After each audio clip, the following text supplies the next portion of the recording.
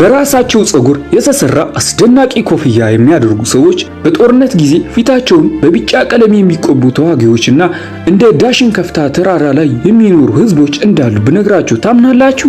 እነሱ ዊሊ ዊግማን በመባል ይጠራሉ። ዊሊ ዊግማን የሚኖርበት አካባቢ በፓፑዋ ኒው ጊኒ ውስጥ የሚገኙ ከፍተኛ ተራሮች መካከል ነው። የዊሊ ዊግማን ሰዎች በጣም የሚገርሙ ናቸው። ለብዙ ዘመናት ከውጭው ዓለም በእጅጉ ተለይተው ኖረዋል። ቁጥራቸው ከ100,000 በላይ እንደሚሆን ይገመታል። ይህን በፓፑዋ ኒው ጊኒ ውስጥ ካሉት ትልልቅ ጎሳዎች አንዱ ያደርጋቸዋል። የራሳቸው የሆነ ቋንቋ፣ ልማድና ባህልም አላቸው እና በብዙ መንገዶች ከዘመናዊው ዓለም የተለየ ህይወት ይኖራሉ። ነገር ግን በዓለም ላይ በጣም የሚታወቁበት በአንድ ነገር ነው።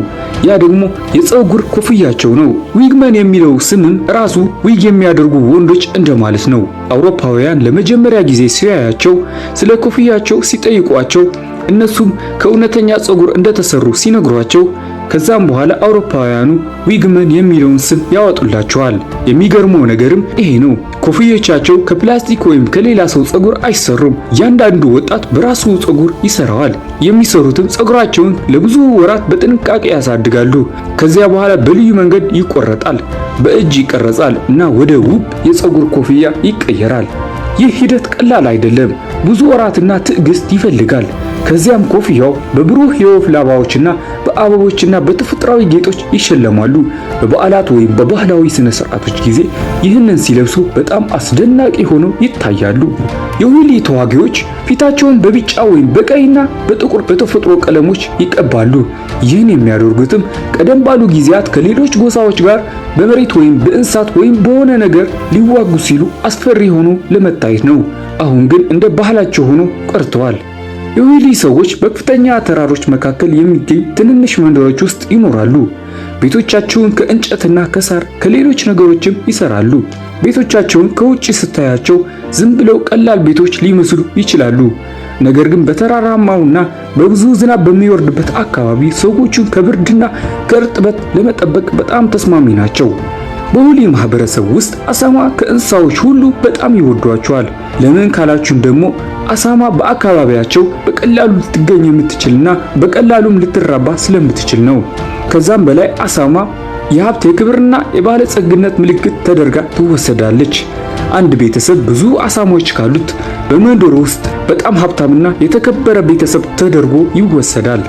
እናም አንድ ሴት የዊሊ ዊግማን ሰውን ካገባች ለጥሎሽ ወርቅ ወይም ገንዘብን አትጠብቅም። ምክንያቱም የዊሊ ዊግማን ሰዎች ሊያገቡ ሲሉ ከሙሽራው ቤተሰብ ለሙሽሪቷ ቤተሰብ አሳማዎች ነው የሚሰጡት። ይህን የሚያደርጉት የክብር የመተሳሰብና ያላቸውን ሀብት ለማሳየት ነው። ስለዚህ ለአሳማዎች ትልቅ ክብር እንዳላቸው እናያለን። ነገር ግን ዋና ምግባቸው አሳማ አይደለም፣ ጣፋጭ ድንች ወይም ስዊት ፖቴቶ ነው። ከዛ በተጨማሪ ግን ታሮ፣ ሙዝ እና ሽንኮራ እና ሌሎች አትክልቶችንም ያበቅላሉ። ብዙ ቤተሰቦች እርሻ አላቸው እና አብዛኛው ምግባቸው ከመሬታቸው ነው የሚያገኙት። የዊሊ ዊግማን ሰዎች ታዋቂውን የፀጉር ኮፍያቸውን ለመስራት ፀጉራቸውን ካሳደጉ በኋላ ፀጉሩ እንዳይበላሽ በትኩረት ነው የሚንከባከቡት።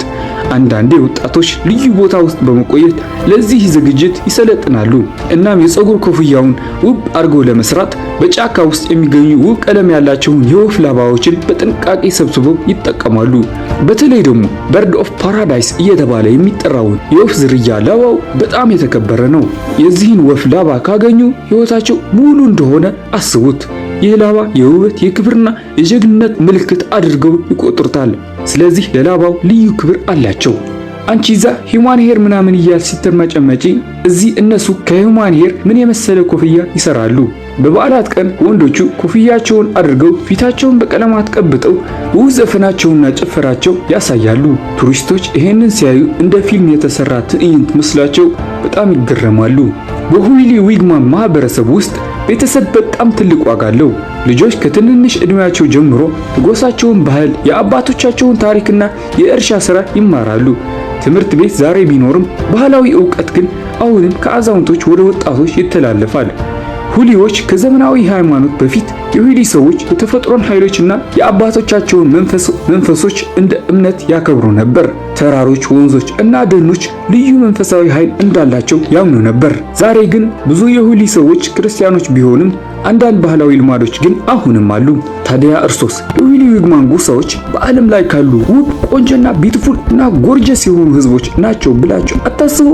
እስቲ ያሰባችሁትን ንገሩኝ እና ደግሞ አስተያየት፣ ሐሳብ ወይም ስለ ቀጣይ ቪዲዮ ምን ይሰራ እናንተ ብቻ ያሰባችሁትን ህዝብ ወይም ጎሳ በኮሜንት ንገሩኝ። እኔ ደግሞ ምንም ሳላስቀር እሰራላችኋለሁ እና በቀጣይ እስከምንገናኝ ክፉ አይንካችሁ፣ ይመቻችሁ።